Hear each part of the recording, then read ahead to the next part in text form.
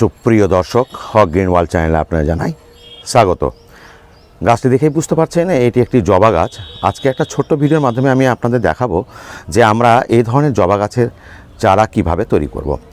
তো এরকম একটা আপনার গাছের শাখা সংগ্রহ করতে হবে প্রথমে, এবং সেই শাখা থেকেই আপনি একটা পূর্ণ গাছ তৈরি করবেন, যেটা একটা ছোট্ট ভিডিওর মাধ্যমে আপনাদের দেখাবার চেষ্টা করছি। আশা করি আপনাদের ভালো লাগবে এবং ভিডিওটিকে স্কিপ করবেন না। তা আমরা একদিক থেকে এই প্রসেসিংটা কিভাবে চারা করব সেটা আমরা একটু দেখতে থাকি। তো বন্ধুরা, প্রথমেই কিন্তু আমরা একটা এরকম ডাল সংগ্রহ করব জবা গাছের, যে কোনো প্রজাতির। এই ডালটাকে কি করব, আমরা একটা যে কোনো গ্রোয়িং ব্যাগে এটাকে বসাবো। তবে এটা মনে রাখবেন, এটাকে শুধু জলে দিয়েও কিন্তু শেকড় গজানো যায়, সেটা একটা যেমন সহজ পদ্ধতি। আর সরাসরি মাটিতে গ্রোয়িং ব্যাগে দিয়ে কিন্তু এই চারা করা যায়, সেটা আমি আপনাদের দেখাবার চেষ্টা করছি।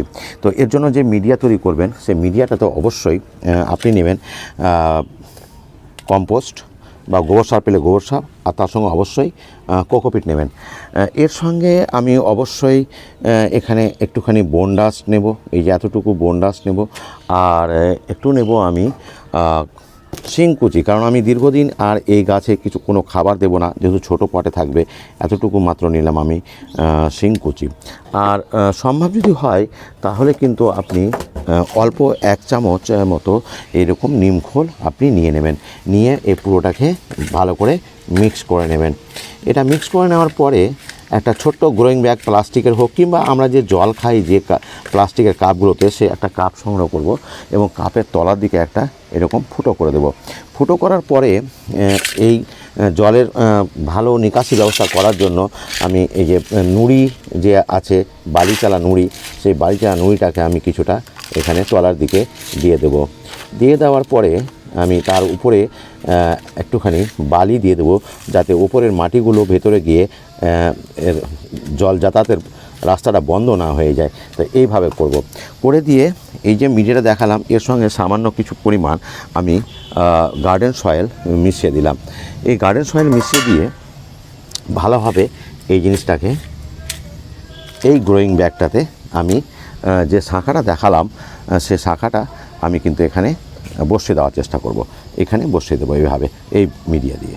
এবার মোটামুটি আপনি দেখতে পারেন 20 দিন পরে কিন্তু এই যে এখানে কিন্তু আমার চারাটা ভালোভাবেই প্রতিস্থাপন করা হয়েছে এবং এর শাখা পোশাখা ছাড়ছে, নতুন কচি কচি পাতা এসছে। এবার এটাকে আমি সেমি শেডে রাখবো, মানে সকালের রোদটা পাবে কিন্তু সারাদিন যেন রোদ না পায়, এরকম একটা জায়গাতে রেখে দেব। তারপরে আমি কিছুদিন পরে আমি আপনাদের সামনে এই গাছটাকে নিয়ে আসবো এবং ছোট্ট একটা পটে বসাবো।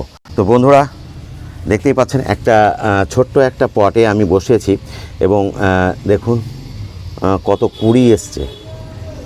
এই যে কত কুঁড়ি এসছে, দেখতেই পাচ্ছেন কত কুঁড়ি এসছে। এখন আপনাদের প্রশ্ন হতে পারে, এত ছোট গাছে কি করে এত কুঁড়ি আসলো? এর একটা আমি গোপন রহস্য বলে দিচ্ছি, সেটা আপনি কি করবেন। তো প্রথমেই যে কাজটা করব, আমরা এই গাছে নাইট্রোজেন জাতীয় খাবার তো দেবো, এখানে গাছটা যাতে বড় হয়।